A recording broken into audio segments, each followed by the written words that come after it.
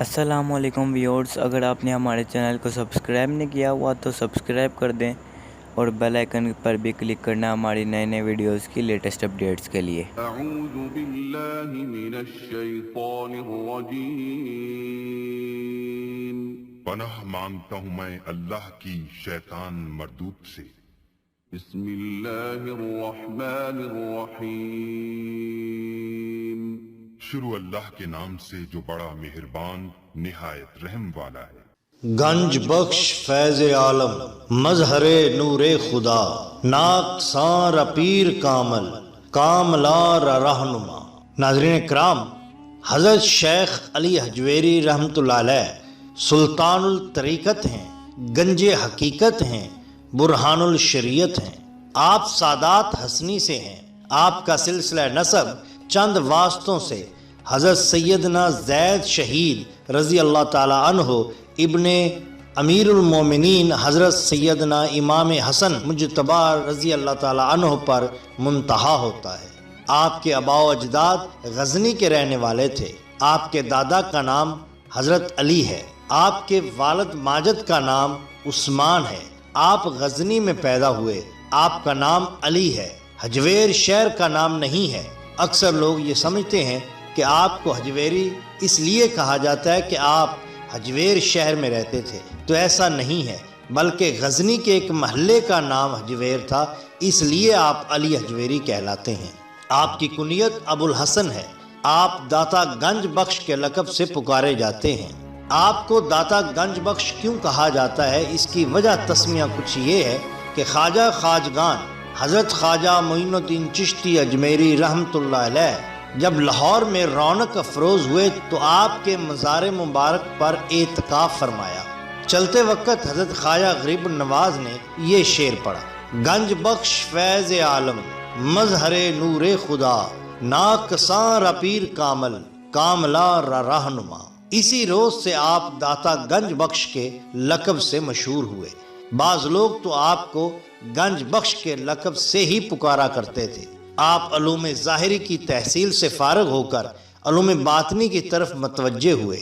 آپ کے استاد شیخ ابو القاسم آپ سے فرماتے ہیں کہ فقیر کے لیے حاضری مرشد سے بہتر اور کوئی چیز نہیں۔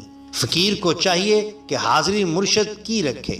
مرشد وہ ہوتا ہے جو کہ غواص ہو، نہ کہ متصل۔ فقیر کو چاہیے اگر اپنے میں قوت پائے تو تب بیعت کرے، اور اپنے میں قوت نہ ہو تو دونوں خراب ہوں گے۔ آپ شیخ ابو الفضل بن حسن ختلی کے مرید ہیں۔ وہ مرید حضرت خضری کے اور وہ مرید حضرت شیخ شبلی رحمۃ اللہ کے ہیں۔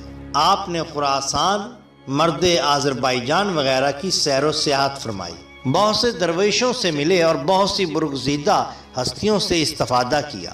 حضرت شیخ ابو القاسم گرگانی، حضرت شیخ ابو سعید ابو الخیر اور حضرت شیخ ابو القاسم کشیری کے روحانی فیوز سے آپ بہرہ مند ہوئے۔ مرشد کے حکم سے ہندوستان تشریف لائے۔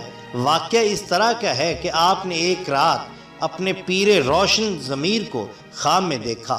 آپ فرماتے ہیں کہ تم کو لاہور کا قطب بنایا گیا ہے، لاہور تمہارے سپرد کیا گیا ہے، لاہور جاؤ۔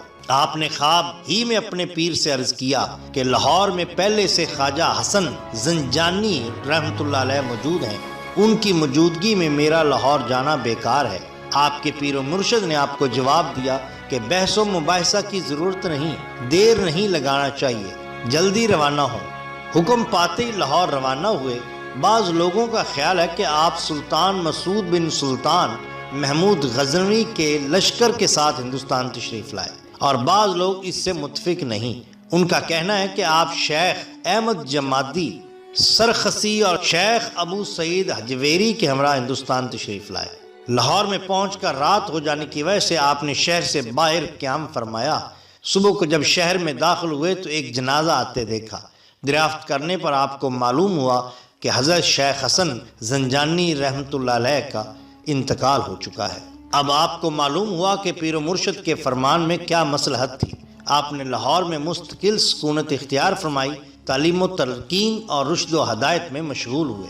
آپ نے سن 465 ہجری میں اس جہان فانی سے سفر دار الآخرت فرمایا۔ بعض کے نزدیک آپ کا وصال 456 میں ہوا۔ مزار پر انور لاہور میں فیض و برکات کا سرچشمہ ہے۔ آپ قطب زمانہ تھے، ذکر و فکر، مراقبہ و محاسبہ اور عبادت و ریاضت میں مشغول رہتے تھے۔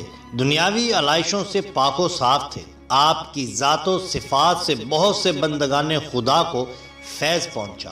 آپ ایک عالم تھے، آپ نے بہت سی کتابیں بھی لکھی۔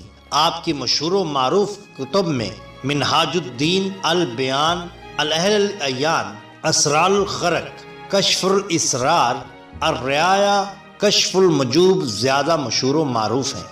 محترم ناظرین، اب ہم آپ کے سامنے حضرت داتا علی حجویری رحمۃ اللہ علیہ کی چند کرامات آپ کے سامنے پیش کرتے ہیں۔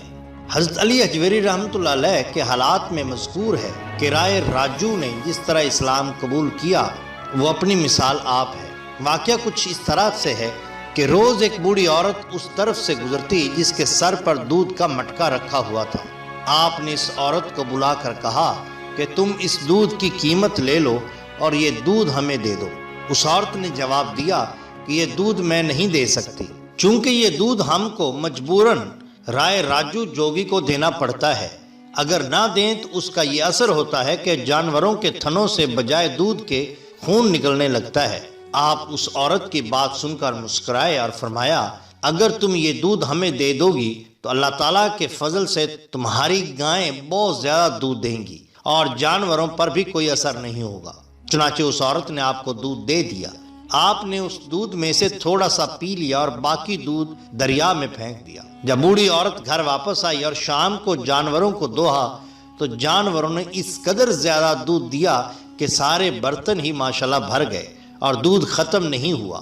یہ خبر آنن فانن قریب و جوار کے دیہات میں پھیل گئی اور لوگ دور دراز دیہات سے اپنے اپنے جانوروں کے دودھ آپ کے پاس لانے لگے۔ آپ کا یہ دستور تھا کہ آپ تھوڑا سا دودھ ان کے مٹکوں میں سے پی کر باقی دودھ دریا میں بہا دیتے، اور جب ان لوگوں نے گھر جا کر اپنے جانوروں کو دوہا تو انہوں نے بے حساب دودھ دیا۔ اس کرامت کا نتیجہ یہ ہوا کہ اب کوئی دودھ والا بھی رائے راجو جوگی کی طرف رخ نہیں کرتا تھا اور آپ کے پاس لوگ جوک در جوک آنے لگے۔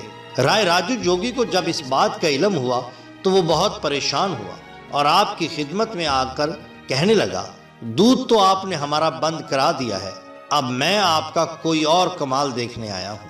آپ نے فرمایا کہ میں کوئی جادوگر نہیں کہ تمہیں کمال دکھا سکوں، میں تو ایک عاجز و مجبور انسان ہوں، باقی اگر تم میں کوئی کمال ہے تو دکھاؤ۔ چونکہ اس جوگی نے بڑی بڑی ریاضتیں کی تھیں اور مجاہدات بھی کیے تھے، وہ آپ کے سامنے ہوا میں اڑنے لگا۔ جب وہ ہوا میں اڑ رہا تھا تو آپ نے اپنی جوتی مبارک اس کی طرف پھینک دی، چنانچہ وہ جوتیاں اس کے سر پر پڑنے لگی۔ جب حق کے سامنے باطل کی کوئی پیش نہ کی گئی تو اس نے آپ کی خدمت میں حاضر ہو کر معافی مانگی اور اسلام قبول کیا اور آپ کے دستے حق پرست پر بیعت ہو گیا۔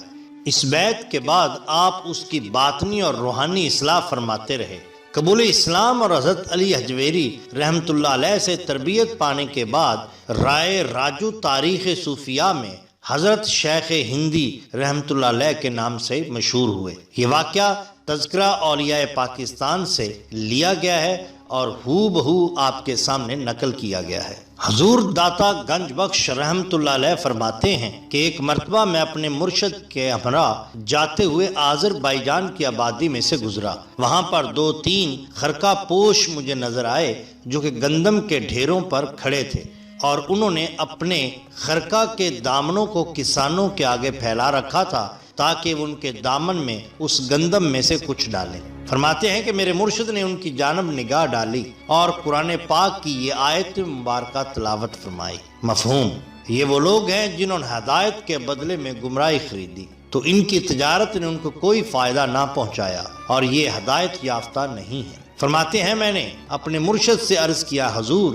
یہ کس قدر ذلت میں مبتلا ہیں کہ لوگوں کی نگاہوں میں ذلیل ہو رہے ہیں۔ شیخ نے فرمایا، ان کے پیر کو مرید جمع کرنے کی ہرس ہوئی ہے اور ان کو بھی دنیا اکٹھی کرنے کی ہرس ہو گئی ہے، اور کوئی ہرس کسی سے بہتر نہیں ہے، اور امر و حکم کے خلاف کسی کو دعوت دینا ہرس محض ہوتی ہے۔ یہ واقعہ حضور داتا گنج بخش رحمۃ اللہ علیہ کی کتاب کشف المجوب میں سے آپ کے سامنے پیش کیا گیا ہے۔ کشف المجوب میں حضور داتا گنج بخش رحمۃ اللہ علیہ فرماتے ہیں کہ ایک مرتبہ میرے ساتھ ایسا معاملہ پیش آیا کہ اس معاملے کو حل کرنے کی میں نے بہت کوشش کی، مگر کسی طرح بھی یہ معاملہ حل نہ ہوا۔ اس سے پیشتر بھی میرے ساتھ اس طرح کا ایک معاملہ گزر چکا تھا، چنانچہ میں اس کے حل کے لیے حضرت با یزید بسطامی رحمۃ اللہ علیہ کے مزار مبارک کا اس وقت تک مجاور بنا رہا جب تک کہ وہ حل نہ ہو گیا۔ آخر کار وہ حل ہو ہی گیا۔ میں نے اس مرتبہ بھی وہاں پر جانے کا ارادہ کیا اور 3 بار غسل کرتا، 30 مرتبہ وضو کرتا اور اس امید پر رہا کہ کشف ہوگا، لیکن مجھے کشف نصیب نہ ہوا۔ آخر ایک دن میں نے خراسان کے لیے رخت سفر باندھا۔ میں رات کے وقت علاقہ کے گاؤں کمس نامی میں پہنچا۔ یہاں پر ایک خانقاہ تھی۔ اس خانقاہ میں صوفیوں کی ایک جماعت موجود تھی۔ میں نے ٹاٹ سے بنا ہوا خرقہ پہن رکھا تھا اور تھکاوٹ بہت ہو چکی تھی۔ میرے پاس سوائے ایک عصا، چمڑے کے لوٹے اور ہاتھ کی ایک لکڑی کے اور کوئی سامان نہ تھا۔ ان صوفیوں نے مجھے بہت حقیر خیال کیا۔ ان کی نظروں میں میں بہت ہی حقیر دکھائی دیا۔ اس جماعت میں کوئی بھی میرا شناسا نہ تھا، واقف کار نہ تھا۔ مجھے دیکھ کر انہوں نے عام رواج کے مطابق آپس میں گفتگو کی کہ یہ شخص ہم میں سے نہیں ہے، اور بات بھی یہی تھی جو انہوں نے کہی تھی۔ میں واقعی ان میں سے نہیں تھا، لیکن میرے لیے لازم تھا کہ میں اس رات اس جگہ پر قیام کروں۔ انہوں نے مجھے ایک بالا خانہ پر بٹھا دیا اور خود بھی اس سے بلند بالا خانہ یا چبارے پر بیٹھ گئے۔ ایک روٹی انہوں نے میری طرف پھینکی جو کہ باسی ہو کر سبز رنگ کی ہو چکی تھی۔ مجھے اس کھانے کی خوشبو بھی آ رہی تھی جو وہ کھا رہے تھے، اور میرے ساتھ طنزیہ باتیں بھی کرتے جا رہے تھے۔ جب وہ بالا خانہ پر کھانا کھانے سے فارغ ہوئے تو پھر خربوزے کھانے لگے اور اس کے چھلکے میرے اوپر پھینکتے رہے۔